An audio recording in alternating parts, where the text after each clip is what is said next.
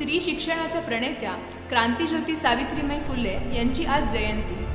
सावित्रीबाईंनी स्त्रियांना सक्षम करण्यासाठी क्रांतिकारी पावले उचलली आणि देशातील स्त्रिया प्रगतीच्या वाटेवर आल्या।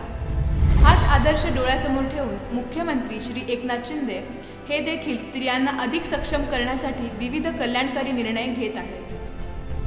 गरीब आणि आर्थिकदृष्ट्या मागास कुटुंबातील मुली शिक्षित आणि सक्षम होण्यासाठी शिंदे सरकारने लेक लाडकी योजना राबविण्याचा निर्णय घेतला आहे। यामुळे गरीब कुटुंबातील मुलींच्या शिक्षणाची चिंता आता मिटली आहे। महिला सन्मान योजनेअंतर्गत राज्यातील महिलांना बस प्रवासात 50% तिकीट सवलत देऊन राज्य सरकारने महिला वर्गाचा प्रवास सुखकर केला आहे। सर्व क्षेत्रातील महिला स्वयंपूर्ण व्हाव्यात यासाठी सरकार प्रयत्नशील आहे। राज्यातील आशा स्वयंसेविका व अंगणवाडी सेविकांच्या मानधनात भरीव वाढ करण्यासाठी कटिबद्ध राहून महिला उद्योजकांना कर्ज उपलब्ध करून शिंदे सरकार महिलांच्या पाठीशी खंबीरपणे उभे आहे। एवढेच नव्हे तर राज्यातील पीडित महिला आणि बालकांना मदतीचा हात देण्यासाठी शिंदे सरकारने मनोधैर्य योजना लागू केली।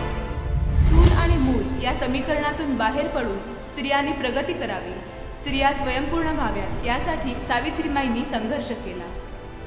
त्याचेच फलित म्हणून आज स्त्रिया विविध क्षेत्रात भरारी घेत आहेत। त्यांच्या पंखांमध्ये अधिक बळ यावे यासाठी आपले सरकार सदैव प्रयत्नशील असेल।